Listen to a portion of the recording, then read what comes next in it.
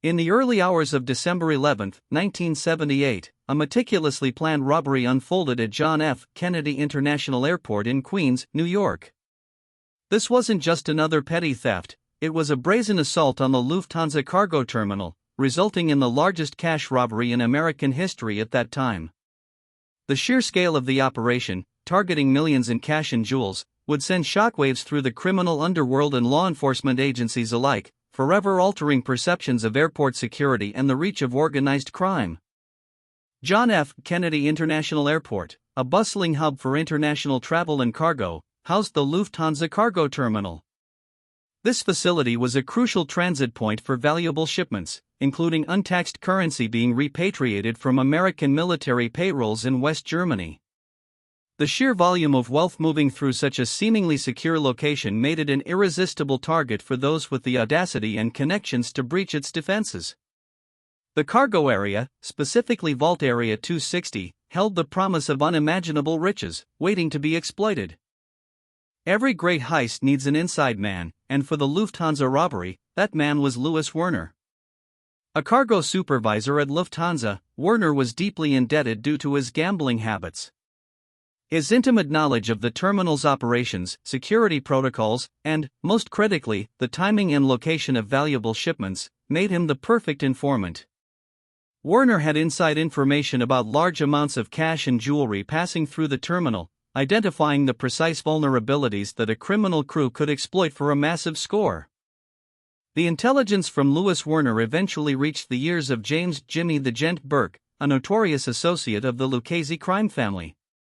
Burke was a seasoned career criminal, known for his cold ruthlessness and meticulous planning. He saw in Werner's information not just a potential score, but an opportunity for a legendary heist.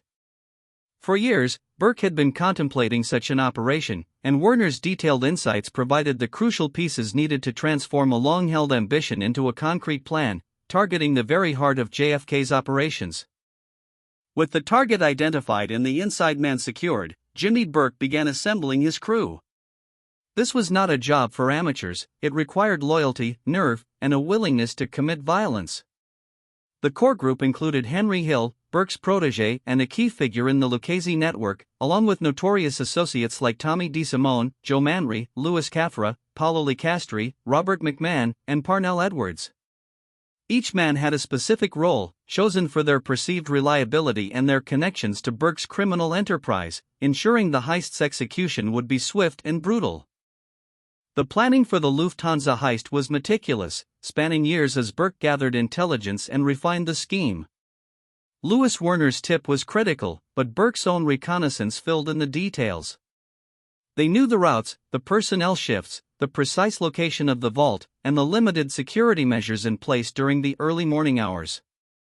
The plan hinged on speed, intimidation, and surprise, a rapid entry, the quick neutralization of personnel, and an even faster exit with the loot, minimizing any chances of resistance or capture. In the pre-dawn darkness of December 11, 1978, the plan was set into motion. Around 3 a.m., a black Ford Econoline van, carrying 5 masked crew members, pulled up to the Lufthansa cargo terminal. Their faces obscured by ski masks, they knew the layout intimately, moving with practiced efficiency. The initial breach was swift, they bypassed the minimal perimeter security, gaining access to the facility without immediately alerting airport authorities. The element of surprise was paramount, and in these critical first moments, the crew successfully maintained it. Once inside, the crew quickly located and rounded up the unsuspecting Lufthansa employees. 10 workers were on duty, alongside 1 security guard. The robbers, armed and aggressive, immediately took control, ensuring no one could raise an alarm. The intimidation was instant and severe, employees were threatened with their lives and the safety of their families if they did not comply. This psychological warfare was crucial to neutralizing any potential resistance, turning a routine night shift into a terrifying hostage situation. The crew's ruthlessness was on full display.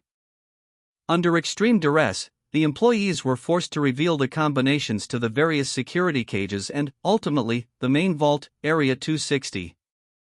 The crew was relentless, ensuring every barrier was overcome. This was the moment years of planning culminated. The vault, once considered impenetrable, was now at their mercy.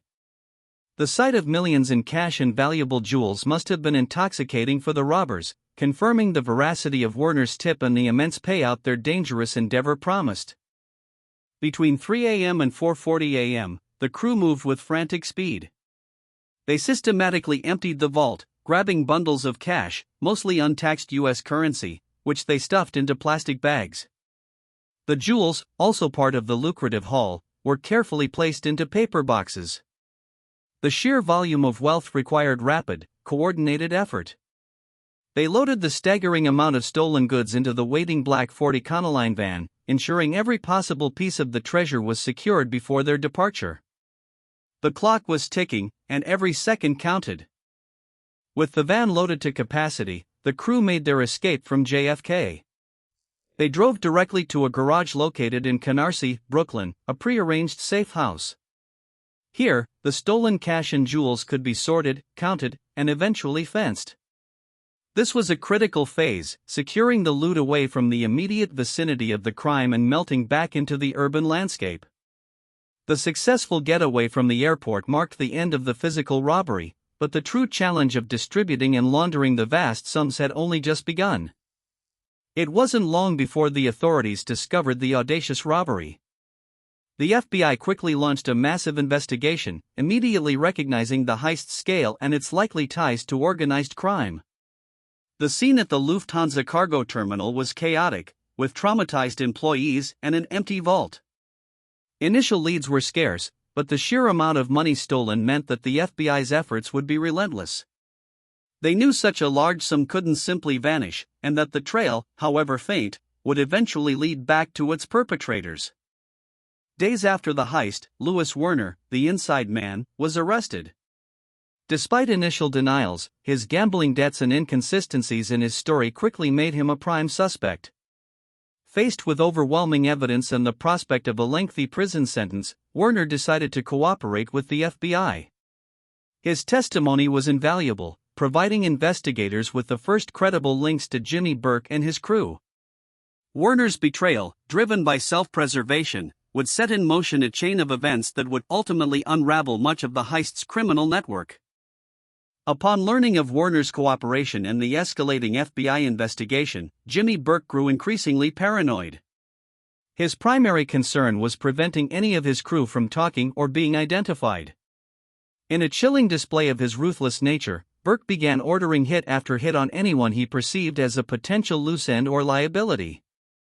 This brutal purge was designed to eliminate witnesses and insulate himself from prosecution, demonstrating the deadly consequences of crossing organized crime, especially when millions of dollars were at stake.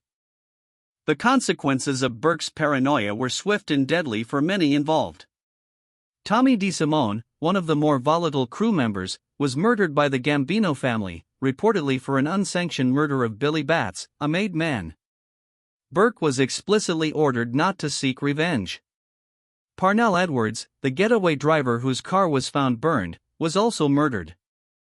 Louis Caffra, Joe Manry, Paolo Licastri, and Robert McMahon, all directly involved in the heist, met similar violent ends, brutally silenced to protect Burke and the Lucchese family.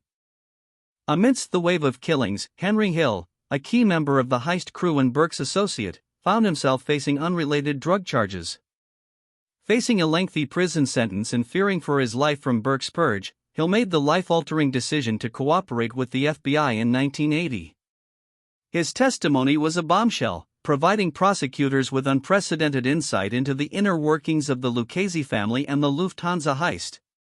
Hill's detailed accounts implicated Jimmy Burke and numerous other mob figures, irrevocably changing the landscape of organized crime investigations. While Henry Hill's testimony provided crucial evidence against him, Jimmy Burke was never directly convicted for the Lufthansa heist itself due to the lack of surviving witnesses and physical evidence. However, he was eventually convicted for his involvement in the Boston College point-shaving scandal. Sentenced to a lengthy prison term, Burke died of cancer in 1996 while incarcerated. His death marked the end of an era for a notorious figure who, despite masterminding one of the most audacious robberies in American history, largely escaped justice for that particular crime. Decades later, much of the $5.875 million in cash and jewels stolen from the Lufthansa cargo terminal remains unrecovered. The vast majority of the loot vanished into the underworld, laundered through various channels, or simply spent. This enduring mystery adds another layer to the heist's legend, symbolizing the elusive nature of organized crime's profits. Despite extensive investigations and the cooperation of key informants, the sheer volume of stolen wealth proved too vast to fully trace, leaving a significant portion of the biggest cash robbery in history unaccounted for. The Lufthansa heist left an indelible mark on both law enforcement and popular culture. It led to significant enhancements in airport security and changes in how valuable cargo, particularly cash, was handled at major international hubs. Furthermore, the audacious nature of the crime and the dramatic true story of its participants, particularly through Henry Hill's accounts, became the inspiration for Martin Scorsese's acclaimed 1990 film, Goodfellas.